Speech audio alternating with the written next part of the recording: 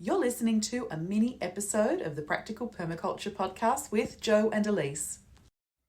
Hey, and welcome to our first mini episode of the season. Little mini one. We're going to try and keep it under 10 minutes. Challenge accepted. Normally our intro goes for 10 minutes, Okay. so we'll see how that goes. All right, so we're talking about Seed storage. So not seed saving as in collecting, just the storage Just side. the storage of the seeds. Yeah.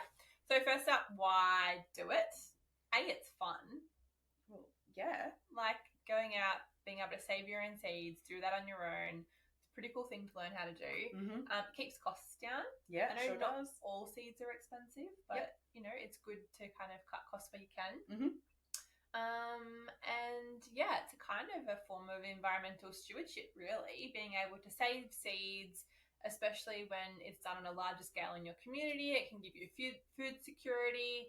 And yeah, it just gives you an appreciation of where your food comes from and the whole process that goes into before you get a plant. Absolutely. And it also acclimatizes the seed to your local environment. Yes. So each season that you grow, then your plants are going to acclimatize more and more. So you're going to get a better result each time. The stronger plants will Absolutely. survive and Yes. make it, and the stronger seeds will be the ones that germinate. And you can share them. Yeah. You can trade, you can share, you can sprinkle them all around.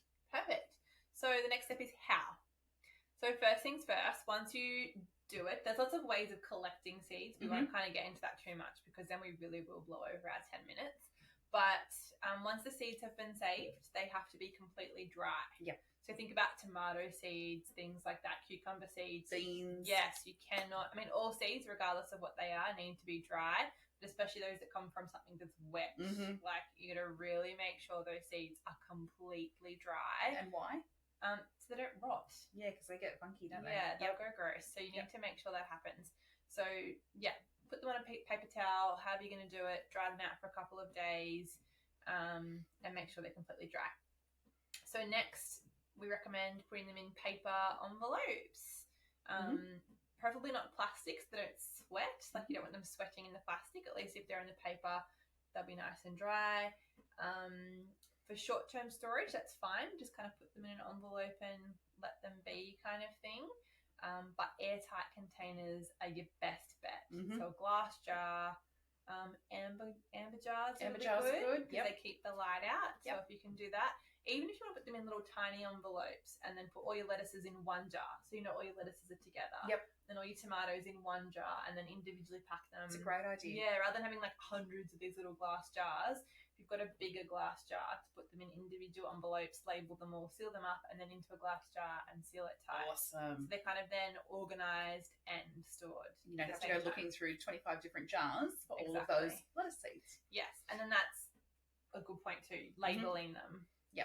So before you jump into labelling them, I was going to say, if you do need to put them in plastic, so if you've got snap lock bags and things like that you want to reuse, or little seed bags, then you can get the little moisture absorbers as well. So they're really handy too. So if that's the only way that you can save them, or it's the most practical way, then definitely using those little moisture absorbers are really helpful. I've done that. I've reused them actually when they've come in packaging. So yeah, awesome. That's a good idea. And then after that, where do we store them? Labelling is the next bit. Oh, labelling, yeah. Because I interrupted you. That's cool. So label them really well. So label the date maybe that you saved them. That's probably a good start. What they are, and just making sure that you don't lose track of that more than anything else. And it's always good to keep, and we were talking about journaling earlier, but it's always good to keep a little bit of a note too on, so not just the type and the variety, but how did they perform? Did they go well in part shade? Did they do well in full sun?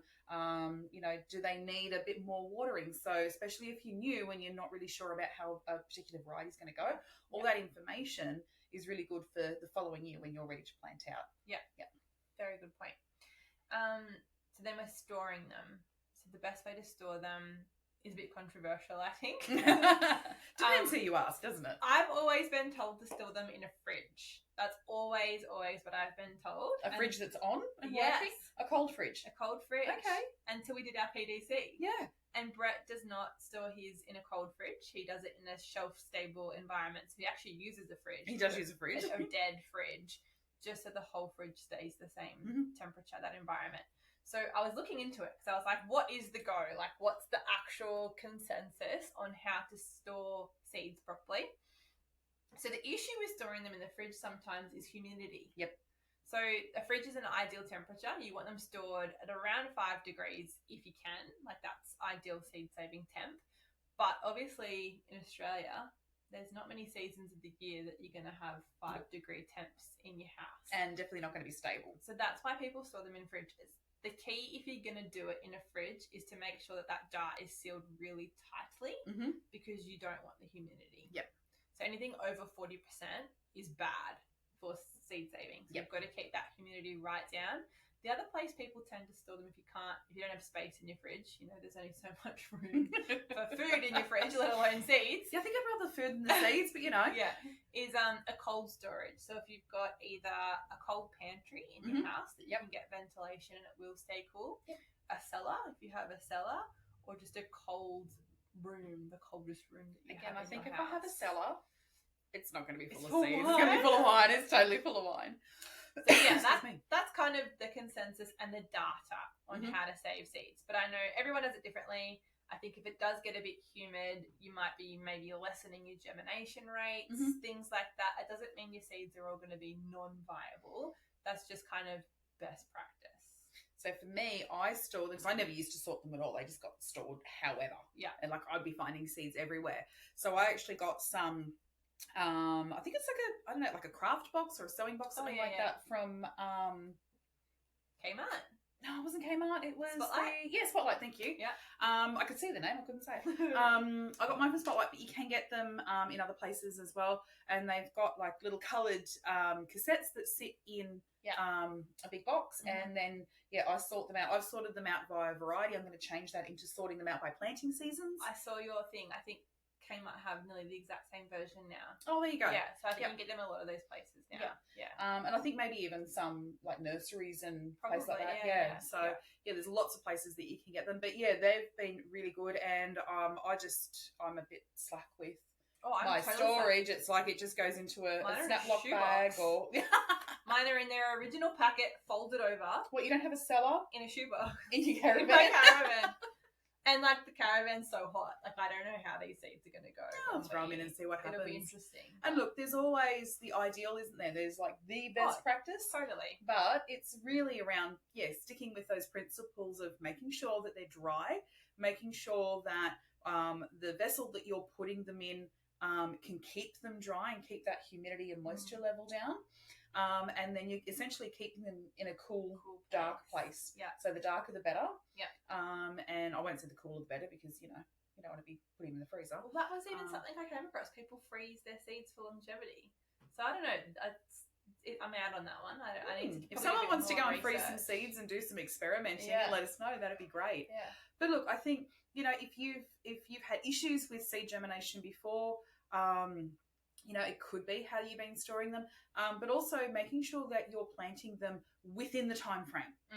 So I think you've got some information on time frames. So how long seeds last. So all veggies kind of vary.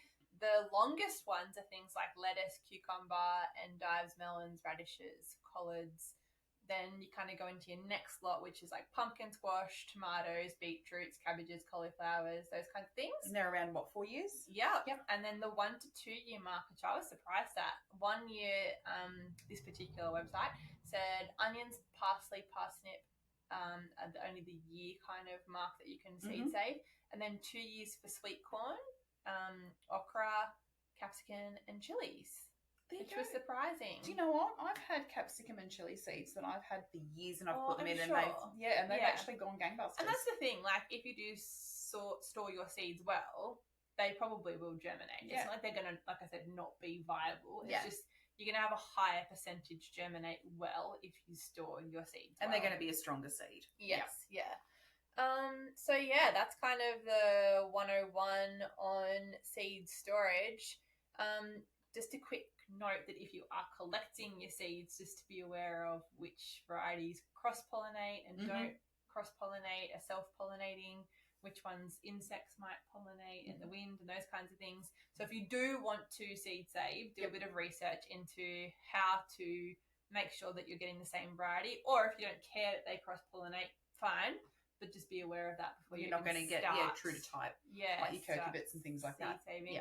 And there's certain things that won't actually be able to collect from seed, like the F1 varieties. You have to actually do that from a propagation. Because you won't get the same. So do your research before you go seed saving.